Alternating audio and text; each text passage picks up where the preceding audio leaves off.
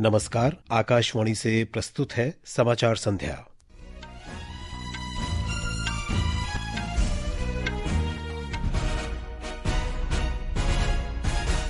प्रधानमंत्री नरेंद्र मोदी ने 16वें रोजगार मेले में विभिन्न सरकारी विभागों में 51,000 से ज्यादा नियुक्ति पत्र वितरित किए।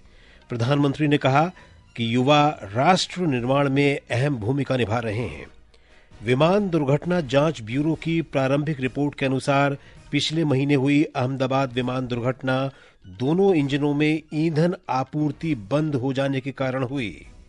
प्रधानमंत्री नरेंद्र मोदी ने छत्रपति शिवाजी महाराज के 12 ऐतिहासिक किलों को यूनेस्को की विश्व धरोहर सूची में शामिल किए जाने की सराहना की।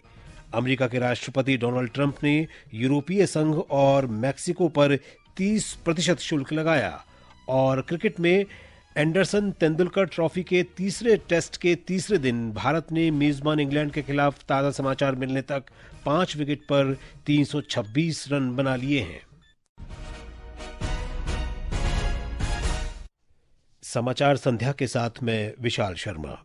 युवाओं को रोजगार के माध्यम से सामाजिक विकास का लक्ष्य हासिल करने की सरकार की आकांक्षाओं के अनुरूप आज देश के विभिन्न भागों में 16वां रोजगार मेला आयोजित किया गया। रोजगार मेले के दौरान प्रधानमंत्री नरेंद्र मोदी ने विभिन्न सरकारी विभागों और संगठनों में नई भर्तियों के लिए 51,000 से अधिक युवाओं को नियुक्ति पत्र वितरित किए। वीडियो कॉन्फ्रेंसिंग के जरिए नवनियुक्तों को संबोधित करते हुए श्री मोदी ने कहा कि सरकार के रोजगार मेला कार्यक्रम के जरिए लाखों युवा केंद्र सरकार में पहले ही स्थायी रोजगार प्राप्त कर चुके हैं। केंद्र सरकार में युवाओं को पक्की नौकरी देने का हमारा अभियान निरंतर जारी है और हमारी पहचान भी है बिना पर्ची बिना खर्ची। आज 51,000 से अधिक युवाओं को नियुक्ति पत्र दिए गए हैं। ऐसे रोजगार मेलों के माध्यम से अब तक लाखों नौजवानों को भारत सरकार में परमानेंट जॉब मिल चुकी है। अब ये नौजवान राष्ट्र निर्माण में बड़ी भूमिका निभा रहे हैं। प्रधानमंत्री ने इस बात पर भी बल दिया कि युवा राष्ट्र निर्माण में प्रमुख भूमिका निभा रहे हैं और विकसित भारत के निर्माण में योगदान कर रहे हैं। केंद्र ने इस कार्यक्रम के लिए बजट में करीब 1 लाख करोड़ रुपए का प्रावधान किया था, जिससे रोजगार के 3.5 करोड़ अवसर पैदा होने की संभावना है। महाराष्ट्र में मध्य रेलवे ने मुंबई, पुणे और नागपुर में रोजगार मेले का आयोजन किया। मुंबई में केंद्रीय मंत्री पीयूष गोयल ने छत्रपति शिवाजी महाराज टर्मिनस सभागार में 189 नियुक्ति पत्र वितरित किए। इस अवसर पर उन्होंने विश्वास व्यक्त किया कि युवा भारतीय अर्थव्यवस्था को मजबूत करने में महत्वपूर्ण योगदान देंगे। नागपुर में केंद्रीय मंत्री नितिन गडकरी ने दक्षिण पूर्व मध्य रेलवे मंडल की ओर से 148 नवनियुक्त उम्मीदवारों को नियुक्ति पत्र प्रदान किए। पश्चिम बंगाल में भी रोजगार मेले का आयोजन किया गया। सियालदाह, सिलीगुड़ी और खड़गपुर में विभिन्न मंत्रालयों में नियुक्त नए अभ्यर्थियों को नियुक्ति पत्र दिए गए। राज्य में कुल 449 नियुक्ति पत्र वितरित किए गए। वहीं संसदीय और अल्पसंख्यक कार्य मंत्री किरेन रिजिजू ने नागालैंड के डिमापुर में रोजगार मेले को संबोधित करते हुए युवाओं को रोजगार के लिए प्रधानमंत्री की पहल और पूर्वोत्तर क्षेत्र के उन्नयन की सराहना की। विमान दुर्घटना जांच ब्यूरो AAIB ने अहमदाबाद में हुई एयर इंडिया विमान दुर्घटना के संबंध में 15 पन्नों की प्रारंभिक जांच रिपोर्ट कल रात जारी कर दी। रिपोर्ट में घटनाक्रम और एयर इंडिया के बोइंग 787 विमान AI-171 की इंजन की स्थिति की जांच की गई। इससे पता चला है कि विमान के इंजन को ईंधन की आपूर्ति बंद हो गई थी। जांच एजेंसी ने अपनी रिपोर्ट में कहा है कि उड़ान भरने के कुछ सेकंड में ही विमान के दोनों इंजन के ईंधन स्विच 1 सेकंड के अंतराल पर ही रन मोड से कट ऑफ मोड में बदल गए, जिसके कारण यह भीषण दुर्घटना हुई। इस बीच नागर विमानन मंत्री राममोहन नायडू ने AAIB की रिपोर्ट पर प्रतिक्रिया व्यक्त करते हुए कहा कि ये प्रारंभिक निष्कर्षों पर आधारित है। उन्होंने जनता से आग्रह किया कि अंतिम रिपोर्ट जारी होने तक किसी निष्कर्ष पर न पहुंचे। This is a preliminary report right now, and from the ministry we are analyzing the report, but I think it would be better if we can comment on it once the final report comes in. We are coordinating with AIB also. Whatever support or resources they need, we'll be providing to them. But AIB will be the primary investigating agency into this, and we are hoping that as soon as possible the final report also comes in so that we can arrive at some conclusions. Air India ने कहा है कि वो सभी विनियामकों और पक्षकारों के साथ मिलकर काम कर रहा है और अहमदाबाद विमान दुर्घटना की चल रही जांच में अधिकारियों के साथ पूरा सहयोग करता रहेगा। रक्षा मंत्री राजनाथ सिंह ने आज ऑपरेशन सिंदूर में महिला सैनिकों और पायलटों की महत्वपूर्ण भूमिका की सराहना की। लखनऊ के चौक स्थित बड़ी कालीजी मंदिर परिसर में नए ब्लॉक का उद्घाटन करने के बाद श्री सिंह ने कहा कि इस ऑपरेशन में महिलाओं की भागीदारी से भारतीय सेना पाकिस्तान में 9 आतंकी शिविरों को नष्ट करने में सफल रही।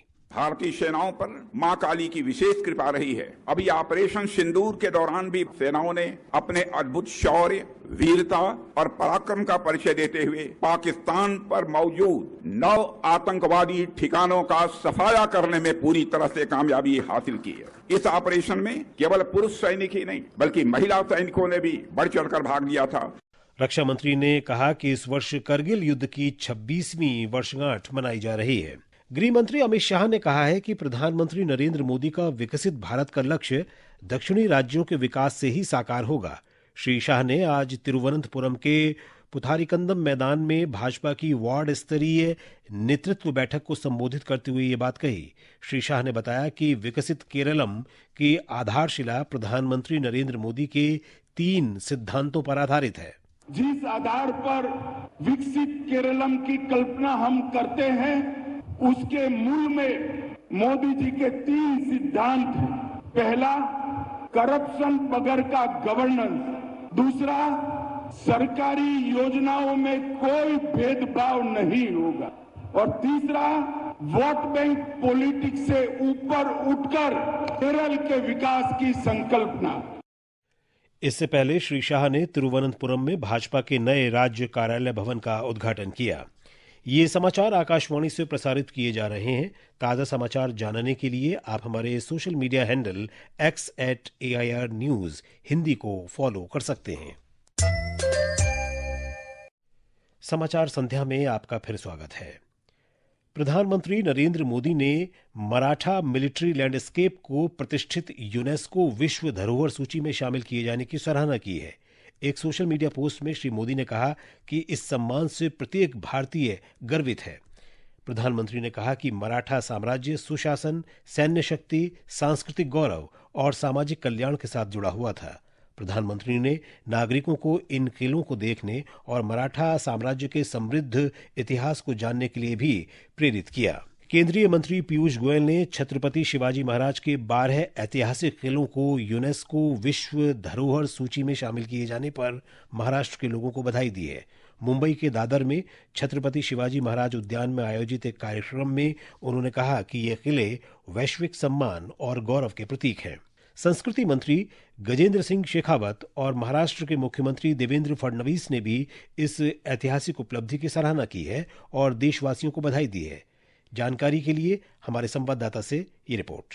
पेरिस में विश्व धरोहर समिति के 47वें सत्र में देश के आधिकारिक नामांकन भारत के मराठा सैन्य परिदृश्य यूनेस्को की विश्व धरोहर सूची में अंकित हो गया है। मराठा सैन्य परिदृश्य इस सूची में मान्यता प्राप्त करने वाली भारत की 44वीं संपत्ति बन गई है। समिति की बैठक के दौरान 20 में से 18 देशों ने इस महत्वपूर्ण स्थल को सूची में अंकित कराने के भारत के प्रस्ताव का समर्थन किया। 17वीं से 19वीं शताब्दी तक फैले 12 किलों का ये असाधारण नेटवर्क मराठा साम्राज्य की रणनीतिक सैन्य दृष्टि और स्थापत्य कला की प्रतिभा को प्रदर्शित करता है। विश्व धरोहर स्थलों की सर्वाधिक संख्या के मामले में भारत विश्व स्तर पर 6ठे स्थान पर, वहीं एशिया प्रशांत क्षेत्र में दूसरे स्थान पर है।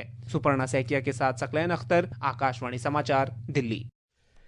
केंद्रीय आयुष मंत्री प्रताप राव जाधव ने आज कहा कि पूरी दुनिया आयुर्वेद को अपना रही है। श्री जाधव ने ये बात गुजरात के जामनगर स्थित आयुर्वेद शिक्षण और अनुसंधान संस्थान के पहले दीक्षांत समारोह में कही। उन्होंने ये भी कहा कि इस संस्थान का हमारी प्राचीन चिकित्सा पद्धति के वैश्विक प्रचार प्रसार में महत्वपूर्ण योगदान है। आयुर्वेदा और योगा इसलिए कि कोई बीमारी ना हो इसलिए हम योगा करते हैं, और बीमारी होने के बाद में उसको दुरुस्त करने के लिए भी योगा हो या आयुर्वेद को उपयोग में लाया जा सकता है। तो मैं हर बार ये कहता हूँ कि बीमारी के पहले भी बीमारी के बाद में भी हमारा आयुर्वेद पूरे दुनिया में लोग पसंद कर रहे हैं। निर्वाचन आयोग ने आज कहा कि उसने बिहार के लगभग सभी मतदाताओं से सीधे संपर्क किया है। आयोग का कहना है कि राज्य के 80.11% मतदाता अपने गणना प्रपत्र पहले ही जमा करवा चुके हैं। आयोग का कहना है कि 25 जुलाई के निर्धारित समय के पहले ये गणना प्रपत्रों के संग्रह को पूरा करने की दिशा में आगे बढ़ रहा है। निर्वाचन आयोग ने एक वक्तव्य में कहा कि 1 अगस्त को प्रकाशित होने वाली मसौदा मतदाता सूची में अपने नाम शामिल करने के लिए उचित दस्तावेजों के साथ मतदाताओं को अपने गणना प्रपत्र जमा कराने होंगे। कोलकाता स्थित भारतीय प्रबंधन संस्थान IIM जोका में हुए दुष्कर्म के आरोपी को आज अदालत ने 19 जुलाई तक पुलिस हिरासत में भेज दिया। परिसर में कल एक छात्र ने कथित तौर पर एक महिला के साथ दुष्कर्म किया था। पीड़िता की शिकायत के आधार पर पुलिस ने कर्नाटक निवासी परमानंद टोप्पावाकर नामक छात्र को गिरफ्तार किया है। तेलंगाना में प्रतिबंधित CPI माओवादी के 6 कार्यकर्ताओं ने भद्राद्री कोठागुडेम जिला पुलिस के समक्ष आत्मसमर्पण कर दिया। जिला पुलिस अधीक्षक रोहित राजू ने बताया कि माओवादी राज्य सरकार द्वारा उनके लिए शुरू किए जा रहे कल्याणकारी उपायों की ओर आकर्षित हुए हैं। उन्होंने बताया कि इस साल अब तक 300 माओवादियों ने जिला पुलिस के समक्ष समर्पण किया है। भारत के मुख्य न्यायाधीश भूषण R गवई ने आज शाम हैदराबाद स्थित उस्मानिया विश्वविद्यालय में भारत का संविधान डॉक्टर BR अम्बेडकर का योगदान विषय पर व्याख्यान दिया। उन्होंने संविधान के मुख्य शिल्पकार के रूप में डॉक्टर अम्बेडकर की प्रमुख भूमिका पर प्रकाश डाला। ये समाचार हमारी वेबसाइट www.newsonair.gov.in और हमारे न्यूज ऑन AIR ऐप पर भी उपलब्ध हैं। अमेरिकी राष्ट्रपति डोनाल्ड ट्रंप ने आज मैक्सिको और यूरोपीय संघ से आयात पर 30% शुल्क लगाने की घोषणा की। ये टैरिफ 1 अगस्त से लागू होगा। इसकी घोषणा ट्रुथ सोशल पर जारी पत्रों में की गई है। यूरोपीय संघ को लिखे पत्र में ट्रंप ने कहा है कि अमेरिका का व्यापार घाटा राष्ट्रीय सुरक्षा के लिए खतरा था।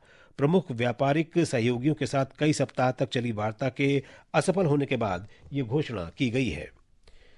गाजा पट्टी में इसराइल के हवाई हमलों में लगभग 28 लोग मारे गए हैं। मीडिया की खबरों के अनुसार कल मध्य गाजा के देर अल बलाह में मारे गए 13 लोगों में 4 बच्चे और 2 महिलाएं शामिल हैं। इस बीच इजराइल की सेना ने खबर दी है कि पिछले 48 घंटों में गाजा के लगभग 250 ठिकानों पर सेना ने हमले किए हैं। और बात मौसम की। मौसम विभाग ने अगले 2 दिनों के दौरान मध्य प्रदेश और पूर्वी राजस्थान में बहुत तेज वर्षा का ऑरेंज अलर्ट जारी किया है। आकाशवाणी समाचार से बातचीत में मौसम विभाग के वरिष्ठ वैज्ञानिक डॉक्टर R.K. जैनवानी ने बताया कि अगले 3 से 4 दिनों तक हिमाचल प्रदेश, उत्तराखंड और राजस्थान के कुछ हिस्सों में तेज वर्षा की स्थिति बनी रहेगी। यही है कि 12 जुलाई में एक घूर्णी वाला बना हुआ है जो पूर्व उत्तर मध्य प्रदेश के पास, इसके कारण मध्य प्रदेश में ऑरेंज कलर और पूर्व राजस्थान में भारी बारिश अति भारी बारिश का अनुमान लगाया गया है। अगर बाकी भारत का बात करें तो मानसून का जो ट्रफ है वो सूरतगढ़ से लेकर के दीघा तक लंबित है और नॉर्मल पोजीशन में है और हेवी रेन रहेगा बाकी इलाका में। राष्ट्रीय राजधानी दिल्ली का बात करें, एक वेस्टर्न डिस्टर्बेंस लगा हुआ जो दिल्ली के उत्तर में है। और अब कुछ खेल खबरें। भारत और इंग्लैंड के बीच लॉर्ड्स में तीसरे क्रिकेट टेस्ट मैच के तीसरे दिन का खेल जारी है। ताज़ा समाचार मिलने तक भारत ने 6 विकेट पर 330 रन बना लिए हैं। भारत ने पहली पारी में 3 विकेट पर 145 रन से आगे खेलना शुरू किया। भारत अभी इंग्लैंड से 57 रन पीछे है। विंबलडन टेनिस टूर्नामेंट के महिला सिंगल्स फाइनल में पोलैंड की इगा श्वांतेक का मुकाबला अमेरिका की अमांडा अनिसिमोवा से हो रहा है। इस बीच पुरुष डबल्स के फाइनल में ब्रिटेन के जूलियन कैश और लॉयड ग्लासपूल की जोड़ी ने खिताबी मुकाबला जीत लिया है। और अब अंत में मुख्य समाचार एक बार फिर। प्रधानमंत्री नरेंद्र मोदी ने 16वें रोजगार मेले में विभिन्न सरकारी विभागों में 51,000 से ज्यादा नियुक्ति पत्र वितरित किए। प्रधानमंत्री ने कहा, युवा राष्ट्र निर्माण में अहम भूमिका निभा रहे हैं। विमान दुर्घटना जांच ब्यूरो की प्रारंभिक रिपोर्ट के अनुसार पिछले महीने हुई अहमदाबाद विमान दुर्घटना दोनों इंजनों में ईंधन आपूर्ति बंद हो जाने के कारण हुई। प्रधानमंत्री नरेंद्र मोदी ने छत्रपति शिवाजी महाराज के 12 ऐतिहासिक किलों को यूनेस्को की विश्व धरोहर सूची में शामिल किए जाने की सराहना की और अमेरिका के राष्ट्रपति डोनाल्ड ट्रंप ने यूरोपीय संघ और मैक्सिको पर 30% शुल्क लगाया। इसके साथ ही समाचार संध्या का ये अंक समाप्त हुआ। नमस्कार।